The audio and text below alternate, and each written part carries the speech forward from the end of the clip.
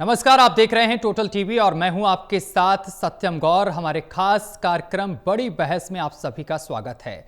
CJI Gavai पर हुए हमले का सभी एक सुर में निंदा कर रहे हैं। प्रधानमंत्री नरेंद्र मोदी इस मामले को लेकर बोले हैं कि लोकतंत्र में ऐसे कृत्यों की नहीं है कोई जगह और लोकतंत्र में ऐसे हमलों से समाज को होगा बड़ा नुकसान। ये प्रधानमंत्री नरेंद्र मोदी ने कहा। साथ ही प्रधानमंत्री नरेंद्र मोदी ने इस पूरे मामले को लेकर सीजेआई बीआर गवई से बातचीत भी की है और साथ ही उन्होंने कहा है कि संवैधानिक संस्थाओं पर इस तरह का वार चिंताजनक है।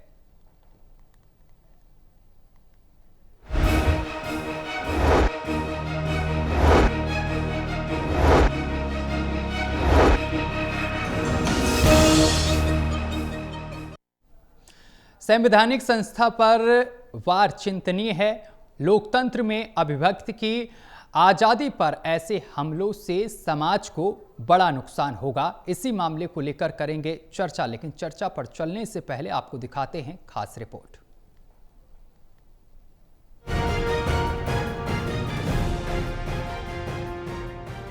सुप्रीम कोर्ट के चीफ जस्टिस पर जूता फेंकने की कोशिश करने वालों को अब भी कोई अफसोस नहीं।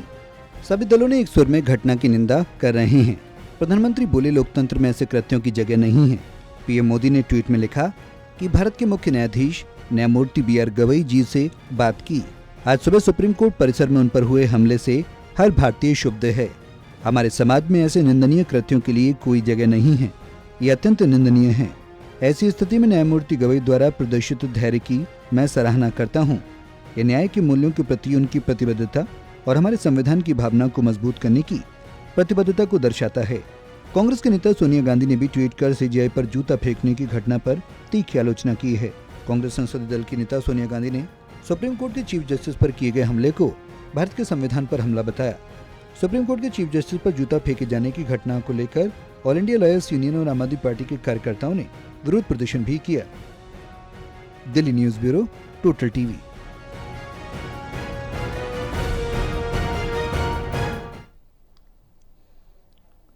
तो सीजेआई गवई पर हुए हमले का सभी एक सुर में निंदा कर रहे हैं। वहीं प्रधानमंत्री नरेंद्र मोदी ने इस पूरे मामले को लेकर सीजेआई बीआर गवई से बातचीत भी की है। इसी मामले को लेकर चर्चा करेंगे। हमारे साथ मेहमान जुड़ गए हैं, परिचय करा दें। डॉक्टर ममता त्यागी हैं हमारे साथ, बीजेपी से प्रवक्ता हैं। आपका मैम बहुत स्वागत है। और मोहम्मद आसिफ हैं हमारे साथ, जो कि कांग्रेस के प्रवक्ता हैं। सर, आपका भी बहुत स्वागत है। वैभव श्रीवास्तव हैं, आम आदमी पार्टी से प्रवक्ता हैं। वैभव जी, आपका भी बहुत स्वागत है। चर्चा की शुरुआत डॉक्टर ममता त्यागी मैं आपके साथ करूंगा। ममता त्यागी, ये जो घटना सामने निकल कर आई है, फिलहाल इस पूरी घटना को लेकर सभी राजनीतिक दल विरोध कर रहे हैं, निंदा कर रहे हैं, लेकिन इस घटना को लेकर आपकी पहली प्रतिक्रिया क्या है? नमस्कार सत्यम जी, आपके सभी दर्शकों को नमस्कार, वंदे मातरम, जय हिंद और अपने साथी प्रवक्ताओं को भी नमस्कार। इसकी घटना की हम दिल से निंदा करते हैं और हमारे प्रधानमंत्री मोदी जी ने भी इस कृत्य को पूरी तरह निंदनीय बताया है। तो इसमें कोई भी दो राय या इफ एंड बट का सवाल ही नहीं उठता। लेकिन जो लोग इसको राजनीतिक मुद्दा या राजनीतिक रंग देना चाह रहे हैं, वो शायद हर एक चीज को कहीं ना कहीं जाति के आधार पर देखने लगते हैं। मैं ये कहती हूँ कि जब हमारे सीजेआई गवई जी अपनी कुर्सी पर विराजमान है और हमारी सुप्रीम कोर्ट के चीफ जस्टिस हैं, तो उस समय जाति नहीं, उनका संवैधानिक पद मायने रखता है। तो हर चश्मे को, हर किसी भी घटना को चश्मे का रंग जाति के अनुसार दे देना यह सही नहीं है। इसका राजनीतिकरण यहाँ नहीं होना चाहिए। आपको एक बात और बताते हैं, अभी मैंने एक कांग्रेस की सुप्रिया सुनील जी के एक रिएक्शन को मैं सुन रही थी, तो वो कहते हैं कि देखिए कितने सालों बाद एक दलित व्यक्ति इस कुर्सी पर पहुंचा। तो आपको एक दर्शकों को एक इंफॉर्मेशन देना चाहूंगी कि सुप्रीम कोर्ट की जो सीजेआई या चीफ जस्टिस चुनने की जो प्रक्रिया है, जस्टिस चुनने की प्रक्रिया है, उसमें कोई रिजर्वेशन ही लागू नहीं होता। अगर उसमें रिजर्वेशन लागू हुआ होता तो ये काफी पहले हो गया होता। तो इनकी पार्टीज ने, कांग्रेस वगैरह विपक्षी ने तो आज तक कभी सोचा ही नहीं कि यहाँ पर भी रिजर्वेशन के लिए चीजें सोची जाए, कंसिडर की जाए। दूसरी बात, हमारी सरकार वो सरकार है जिसने नॉन जुडिशियल पोस्ट पर, अब आपको बता दें कि सुप्रीम कोर्ट पर नॉन जुडिशियल पोस्ट पर जो रिजर्वेशन लागू किया है वो भारतीय जनता पार्टी ने लागू किया है। तो हम लोग तो हमेशा दलित समाज के साथ और पिछड़े लोगों के साथ खड़े हैं। लेकिन ये झूठा नकाब पहने हुए लोग हर एक चीज को अपने ढंग से मैनिपुलेट करके और रॉन्ग नैरेटिव पेश करते हैं जनता के सामने और उसी का विश्लेषण करने लग जाते हैं। इन्हें कभी बाबा साहब अंबेडकर जी की याद नहीं आई? सोचिए, नेहरू जी जब जिंदा थे उन्होंने खुद को ही अपने आप को भारत रत्न समर्पण कर दिया, समर्पण मतलब दिला दिया। इंदिरा गांधी जी को उनको जीवित रहते ही भारत रत्न मिल चुका था।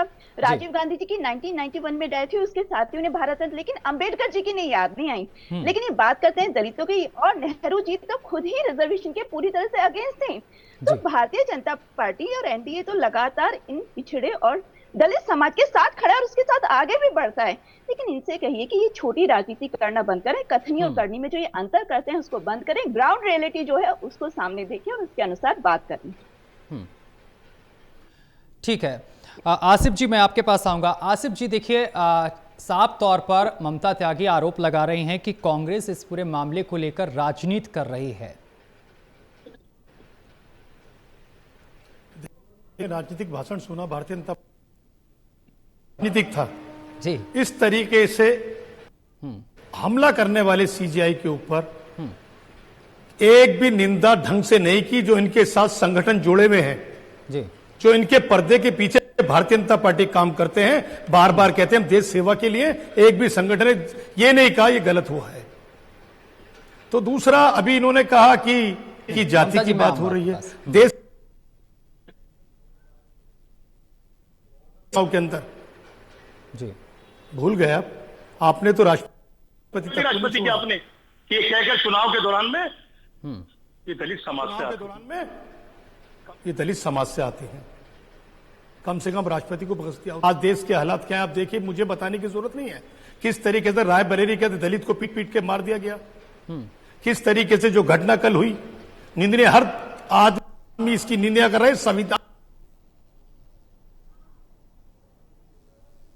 भारतीय जनता पार्टी ने बना रखे। नफरत की जो राजनीति करते हैं ना, नफरती लोग, जो नफरती चिंटू हैं, वो ये काम करते हैं। ये किसी भी बैठे संवैधानिक पद के ऊपर बकसने को राजी नहीं है। तो कांग्रेस पार्टी थी, पंडित जवाहरलाल नेहरू थे जिनके शहर के अंदर अक्षर बना, बाबा साहब ने बनाया। यूं नहीं, बाबा साहब के संविधान को मानने से इनकार किया आरएसएस ने, और भारतीय आरएसएस से निकल के जो लोग पार्टी बनी, जनसंघ बनी, सब बनकर भारतीय जनता पार्टी के रूप में इन्हीं लोगों ने मानने से इनकार किया था। ये वही लोग हैं जो तिरंगे को मानने से 52 साल तक, जो तिरंगे को मानने से 52 साल तक इनकार करते रहे। ये कह रहे राजनीति हो रही है। भारतीय जनता पार्टी के नेताओं के मुंह से शोभा नहीं देखा। आज भारतीय जनता पार्टी के प्रधानमंत्री की निंदा के अलावा हमेशा इनके मंत्री तमाम लोग आके बोलते थे, कौन बोला जाकर, आप बताइए ना, एक ने भी खंडन किया हो? नहीं किया। तो आज जो आसिफ जी, देश के अंदर उथल पुथल हो रही नरेंद्र है, मोदी ने तो सीधे दलित समाज को दबाने सीजीआई से, जो इनकी सोच है। नहीं, मैं कहता रहा हूं देश के प्रधानमंत्री बात की, मैंने कहा ना आपसे, हाँ, देश के प्रधानमंत्री बात की, बाकी लोग कहां चले गए जो उसके साथ खड़े होते हैं। हर मामले के अंदर आपने देखा होगा, ट्रेन के अंदर हादसा हो, लोगों को पकड़ के मार दिया धर्म के नारे लगाने के बाद में। ये 14 के बाद ही शुरू हुआ ना, आपको 50 घटना गिरा दूंगा 14 के बाद में। इस सत्ता के आने के बाद, भारतीय जनता पार्टी के सत्ता के आने के बाद में किस तरीके के माहौल को खंडित किया, रोड चौराहा दलितों को किस तरीके से मारा गया, अल्पसंख्यकों को किस तरीके से मारा गया, मालूम है ना देश को। आपने भी टीवी में देखा, हम सब लोगों पे किस तरीके चर्चा करते हैं। तो ये भारतीय जनता पार्टी में कल सीजीआई के ऊपर जो हादसा हुआ, जो नहीं होना चाहिए था, सारा देश आज सीजीआई के साथ खड़ा है, उस समाज के साथ खड़ा। समाज को आज ये नीचा दिखाने की कोशिश कर रहे हैं, वोट मांगने के लिए तो बहुत कुछ कहते हैं, लेकिन समाज को आज खत्म करने का कोई काम कर रहा है तो मौजूदा हुकूमत भारतीय जनता पार्टी खत्म कर रही है। ठीक है, ठीक है। ममता जी, मैं आपके पास आऊंगा, लेकिन उससे पहले मैं वैभव श्रीवास्तव हमारे साथ जुड़े हुए हैं, आम आदमी पार्टी से प्रवक्ता हैं, उनके पास पहुंचूंगा। वैभव जी, आप इस पूरी घटना को किस तरीके से देखते हैं? सत्यम जी, आपको नमस्कार। डॉक्टर ममता जी को नमस्कार, आसिफ भाई को नमस्कार, और जो भी दर्शकगण प्रोग्राम देख रहे हैं उनको नमस्कार। सत्यम जी, ये बहुत ही निंदनीय घटना है। जैसा हमने कहा कि पहले दिन से हम लोगों ने, और हम चाहे वो स्टेटमेंट के थ्रू हो चाहे सड़क पे हो, आम आदमी पार्टी ने इसका पुरजोर विरोध किया है। और ये एंटी दलित मानसिकता कहीं ना कहीं से भाजपा समर्थित लोगों की साफ दिखती है। अभी मैं बताऊंगा वो भाजपा समर्थित मैं क्यों कह रहा हूं जी। देखिए, एक बात और साबित हो रहा है दिल्ली में कि जिस तरह से दिल्ली में आम लोग सुरक्षित नहीं है, महिलाएं सुरक्षित नहीं है, बच्चे सुरक्षित नहीं है, अब तो सुप्रीम कोर्ट के जज भी सुरक्षित नहीं है, और वो भी सीजीआई। मतलब डॉक्टर ममता जी ने 4 इंजन की सरकार इतनी बढ़िया चला रहे हैं दिल्ली में ये लोग, कि दिल्ली का एक शख्स भी इस समय सुरक्षित नहीं है। देखिए, जब से ये पहली घटना नहीं है, ये आपने जो उन वकील महोदय, वकील क्या कहे, अब तो उनको निलंबित कर दिया गया है, जिन्होंने ये कुकृत्य किया है, उससे पहले लगातार मैं नाम भी नहीं लेना चाह रहा था उनका, आई डोंट थिंक कि वो डिजर्व करते हैं उनका नाम लिया जाए, तो लगातार सीजेआई के ऊपर लगातार अटैक किया जा रहा था, और ये सारे वो समर्थित, भाजपा समर्थित ट्विटर हैंडल्स हैं, अकाउंट्स हैं, और कहिए तो मैं एक एक डिटेल भी दे दूंगा। देखिए, भारतीय जनता पार्टी शुरू से ही संविधान विरोधी पार्टी रही है। जब भारत का संविधान बना भी, तब भी पंच ऑफ थॉट्स उठाकर देख लीजिए, जो इनकी प्रेरणा स्रोत बुक है, गोवलकर, आदरणीय गोवलकर जी के विचार सुन लीजिए, किस तरह से उन्होंने संविधान के बारे में मजाक उड़ाया था, कहा था कॉपी पेस्ट किया हुआ संविधान है, कोई भी भारतीय एंगल नहीं है। आज यह भारतीय होने का बड़ा, 60 रुपए की पेंशन पाते थे इनके पुरखे, तो ये ना बताएं कि कितने संविधान हितैषी भारतीय जनता पार्टी के लोग हैं। अभी हमने कुछ दिन पहले देखा था ना, किस तरह से भारतीय जनता पार्टी का एक ऑफिस बियरर एक शेड्यूल्ड ट्राइब व्यक्ति के ऊपर मध्य प्रदेश में पेशाब करते हुए नजर आया था।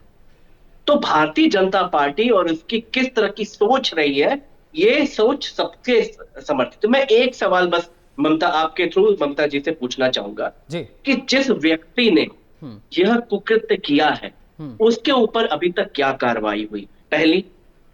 दूसरी चीज, जितने भी इस तरह के ट्विटर हैंडल्स थे जिन्होंने उनको प्रेज किया, इस घटना को प्रेज किया गया है सत्यम जी, जी इसको मैं वो भाषा यूज नहीं करना चाह रहा हूं कि वो किस तरह की भाषा यूज की गई है, कि किस तरह से सीजीआई को नेक्स्ट स्टेप पे ले जाके क्या क्या करने की बात की गई है, वो सारे ये ट्विटर हैंडल्स अगर उनके पास नहीं है, मेरे पास मौजूद है।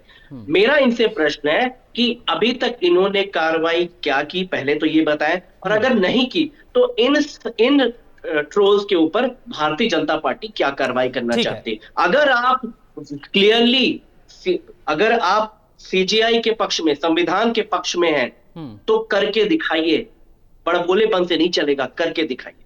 ठीक है, ममता त्यागी जी जवाब दीजिए। बहुत सारे सवाल हैं, कांग्रेस की तरफ से भी सवाल किए गए हैं कि किसी ने आपकी पार्टी की तरफ से इसकी निंदा नहीं की, और संविधान विरोधी पार्टी बता रहे हैं वैभव श्रीवास्तव बीजेपी को। जो अब हमारे साथी प्रवक्ता कांग्रेस के मोहम्मद आसिफ साहब जी बोल रहे थे जी, तो उन्हें बात सुनकर ये बड़ा आश्चर्य हुआ कि जब हमारे देश के प्रधान सेवक अपनी पूरी बात रख चुके हैं और इस चीज के कृत्य की निंदा कर चुके हैं, तो इनकी बात से याद आया कि अगर प्रधानमंत्री जी निंदा करते हैं तो भी इन्हें डाइजेस्ट नहीं होता।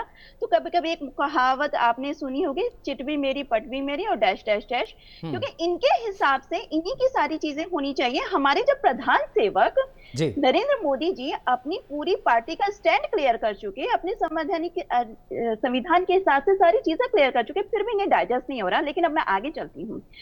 हमारी प्रधानमंत्री और हमारी राष्ट्रपति मुर्मू जी के लिए अपशब्द बोलने वाली पार्टी के जो इनकी प्रमुख पार्टी है, सोनिया गांधी जी, मतलब जो इनकी नेता हैं, ने मुर्मू जी के लिए क्या शब्द यूज किए थे, उनके लिए क्या वाक्य बोला था, जरा उसको गौर से देख लीजिएगा। जबकि वह आदिवासी महिला है, जो पहली आदिवासी महिला, यंगेस्ट प्रेसिडेंट है जो इस पोस्ट तक पहुंची, जो भारतीय जनता पार्टी ने पहुंचाया। कुछ भी ऐसी आरोप लगाने से पहले एक बार इतिहास को या जो प्रेजेंट सिचुएशन होती है उसको गौर से पढ़ लीजिए और एनालाइज करिए, तब बोलिए। और कांग्रेस पार्टी वो पार्टी है जिसने जितने भी माइनॉरिटी इंस्टीट्यूशन थे उनमें रिजर्वेशन लागू नहीं किया। ये इनकी भावना थी कि दलित समाज का कितना साथ देना चाहते हैं और क्या चीजें करना चाहते हैं। अब मैं बात करती हूँ वैभव श्रीवास्तव जी की। वैभव श्रीवास्तव जी की पार्टी वो पार्टी है जो खालिस्तानियों का साथ देती है, अफजल गुरु जी के लिए सजा माफी के लिए याचिका लगाती है, और ये बात करते हैं देशभक्ति की, राष्ट्रवादिता की। ये अपने चरित्र सारे क्यों भूल जाते हैं? दोनों ही पार्टी वाले लोग अपने हिसाब से अवसरवादिता की राजनीति करते हैं कि जब इंडिया अलायंस हुआ, लोकसभा चुनाव हुआ, हम एक दूसरे के साथ खड़े हैं। जब लोकसभा चुनाव हुआ, दिल्ली चुनाव आए, तो अपने आप साइड में हो गए। और अब हम अपनी अवसरवादिता के हिसाब से हम साथ हैं, जब हमारा जी, मन करेगा हम अलग हो जाएंगे। तो इन लोगों का चरित्र क्लियर नहीं है। इन लोगों का चरित्र सिर्फ एक ही चीज पर मायने रखता है कि इन्हें सीट चाहिए, कुर्सी चाहिए, सत्ता चाहिए। उस सत्ता, कुर्सी, सीट के लिए राहुल गांधी जी लगातार बम बनाने की बातें करते, क्योंकि उनके सवाल का जवाब दीजिए ना, आपने क्या कार्रवाई की? सवाल का जवाब दीजिए, कार्रवाई क्या की? वैभव जी, जब आप एक मिनट डिबेट कर रहे हैं ना, कार्य अपने अनुसार होगी, संवैधानिक चीजों के हिसाब से आराम से चीजें होंगी, वेट करिए। हम आपके अनुसार नहीं चल रहे हैं, हमारे पास अपना थॉट प्रोसेस है, अपना दिमाग है, अपनी चीजें, आपको हमें सलाह देने की आवश्यकता नहीं है। मैंने क्या कहा, खाली एक मिनट वैभव जी, वो पार्टी हमें सबक ना सिखाए जिनके बारे में अभी मैंने सारी चीजें कोट करी हैं। हम अपने अनुसार अपने सही समय पे सही निर्णय ले लेंगे, तो थोड़ा शांति रखिए। लेकिन दूसरे पे उंगली उठाने से पहले या बात करने से पहले अपने गिरफ्तार में एक बार झांक दीजिए। आपको तो देशभक्ति का टेन्योर पढ़ाने चले थे, आप लोगों को तो खुद के अपने नेताओं को देशभक्ति का मतलब ही नहीं पता, वही भूल गए। तो सत्यम जी, ये जो विपक्षी पार्टी है ना, इंडिया अलायंस, इनके लिए ना बहुत फेमस 2 लाइनें लिखी हुई हैं जो मेरी अपनी लिखी हुई हैं कि सारे भ्रष्टाचारी जमात लगाए बैठे हैं, जनता के पैसे को तू खाएगा हमें नंबर लगाए बैठे हैं।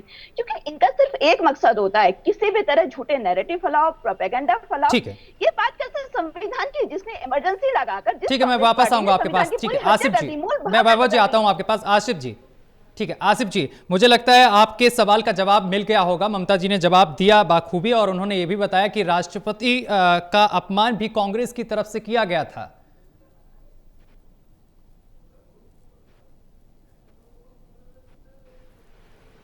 अब कहां चला गया था? उस राष्ट्रपति हमारे का जब अपमान नरेंद्र मोदी जी ने उनकी जाति, भारतीय जनता पार्टी कुर्सी के लिए ये कुछ भी कर सकते हैं, कोई भी कुर्बानी देने के लिए तैयार है। इतिहास गवाह 14 के बाद का, चुनी हुई सरकारें गिराना इनका काम है। भ्रष्टाचारियों को, जिनके ऊपर देश के प्रधानमंत्री तमाम रैलियों में बात करते हैं, भ्रष्टाचारियों के साथ कंधे पे हाथ डालकर सरकार बनाना इनका काम है, नरेंद्र मोदी जी का। एक बलात्कारी को कर्नाटक के अंदर किस तरीके से गलबैया डालकर वोट मांग रहे थे देश के प्रधानमंत्री, ये इनका काम है सत्ता बनाने के लिए। किस तरीके की बात, नैतिकता की बात भारतीय जनता पार्टी की प्रवक्ता करती है, ये देश को मालूम। आपकी नैतिकता क्या है? आपकी सिर्फ एक ही नैतिकता है, किसी तरीके से भी कुर्सी हासिल की जाए, बाकी कुछ नहीं बचा आपके लिए।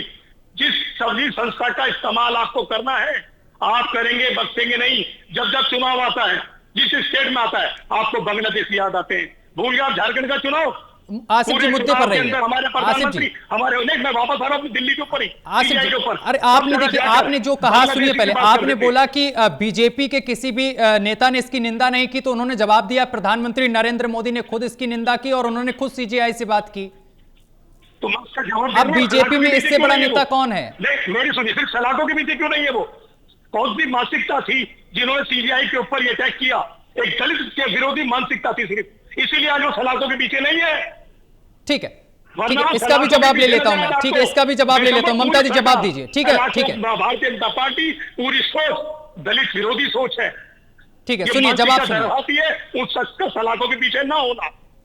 ममता त्यागी जवाब दीजिए।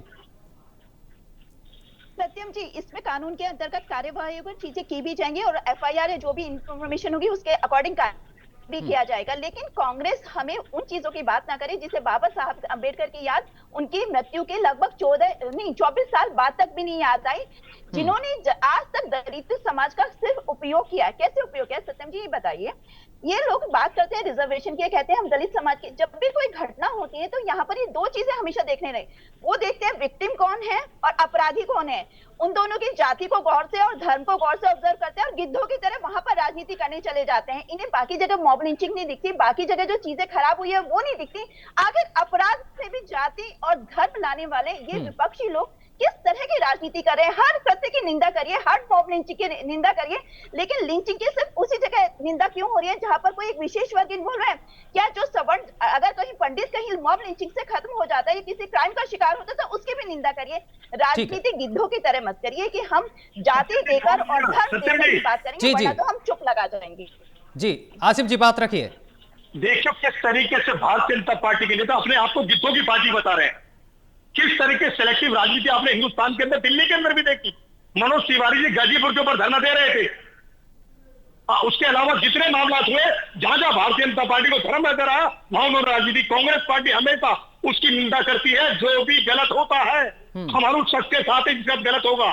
भारतीय जनता पार्टी सिर्फ अपना वोट बैंक देखकर राजनीति करती है, उसकी मैं आप दोनों के पास वापस आऊंगा। ठीक है, वैभव श्रीवास्तव करके दिखा दे निंदा।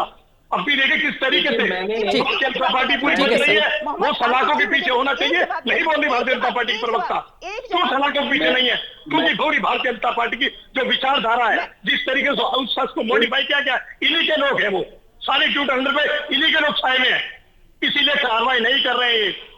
सिर्फ निंदा करके काम नहीं चलेगा, वो शख्स सलाखों के पीछे होना चाहिए। ठीक है, जिन्होंने उसको प्रपोज किया ठीक है सर, जवाब भी सुन लीजिए। ठीक है सर, जब पता चलेगा हमारी सरकार पूरी तरह दलित विरोधी नहीं है, वरना सरकार पूरी। ठीक है आसिफ जी, ठीक है ममता जी, मैं वापस आऊंगा आपके पास। ममता जी एक सेकंड में वापस आऊंगा। वैभव जी कुछ कहना चाह रहे हैं। वैभव जी बात रखिए।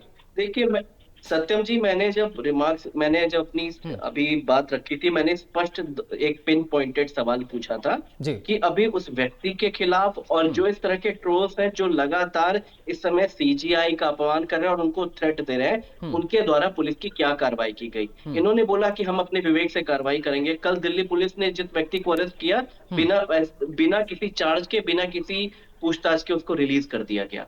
ये अभी मेरे पास वो पेपर की, मेरे पास लाइव लॉ की ये रिपोर्ट है, कहिए तो मैं शेयर कर दूं। तो मैं इसलिए कह रहा हूं, जब प्रधानमंत्री नरेंद्र मोदी जी ये बात कहते हैं तो राह चलने वाला आदमी भी विश्वास नहीं करता है। क्यों?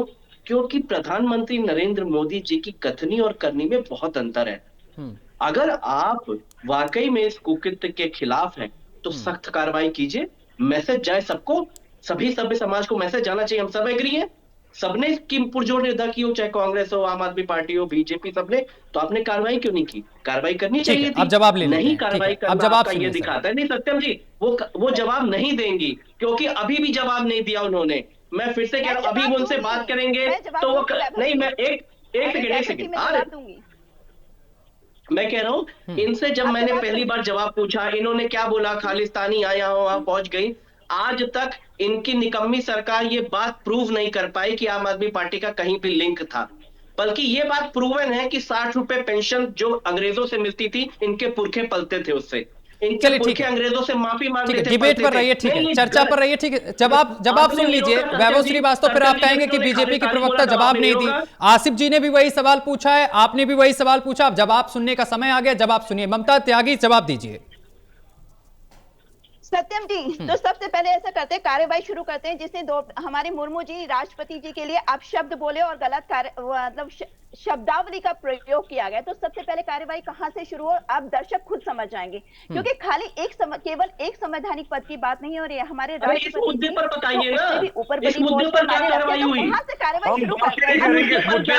हमारे संगठन से शायद जुड़ा हुआ आदमी है, हम इधर की बात करेंगे। हम चले जाएंगे 2 साल पहले सीजीआई की बात के मुद्दे के बाद छोड़ के बात करेंगे। क्यों नहीं लग रहा आपको? बोलिए ना, सलाखों के पीछे घंटे में सलाखों के पीछे होंगे सारे लोग, बोलिए ना। क्यों बोलने पर राजी नहीं आप? कौन सी दहशत है आपको? भारतीय जनता पार्टी के प्रवक्ता कौन सी दहशत है ये बोलते हुए, ये जिसने सीजीआई पर अटैक किया वो सलाखों के पीछे नजर आया आपको 2 घंटे 4 घंटे के अंदर? बोलिए ना, आप सरकार के नुमाइंदे हैं, बताइए देश को। होनी चाहिए कार्रवाई, तो उसके लिए होनी चाहिए जो प्रधानमंत्री हमारे अपनी सीट पर है, उनके लिए आप शब्दों का प्रयोग करते हैं, वहां पर कार्रवाई।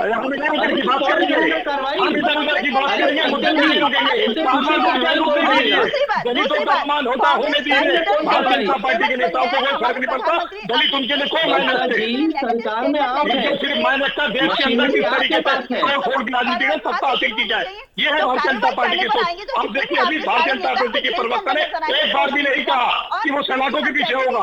उसकी बचाने में, डिफेंस करने में किस तरीके से पूरी भारतीय जनता पार्टी लग रही है, ये हमें दिखाई दे रहा है। हमारे साथ बैठ कर जिस तरीके से भारतीय जनता प्रवक्ता कह रही है। ठीक है सर, समय का मैं बहुत शुक्रिया आप तीनों का हमारे साथ जुड़ने के लिए और तमाम बातचीत करने के लिए। तो आपको बताते चले कि जिस तरीके से मामला सामने निकल कर आया है, अब ये मामले को लेकर राजनीति भी लगातार हो रही है। विपक्ष की तरफ से ये कहा जा रहा है कि बीजेपी की तरफ से इस पूरे मामले को लेकर कोई ठोस प्रतिक्रिया सामने निकल कर नहीं आई, इस मामले की ठोस निंदा नहीं की गई। वहीं बीजेपी का कहना है कि प्रधानमंत्री नरेंद्र मोदी ने खुद इस पूरे मामले को लेकर सीजीआई से बात की है और इस पूरे मामले को लेकर उन्होंने निंदा की है। यहां रुकेंगे एक छोटे से ब्रेक के लिए। ब्रेक के उस पार खबरों का सिलसिला लगातार जारी रहेगा।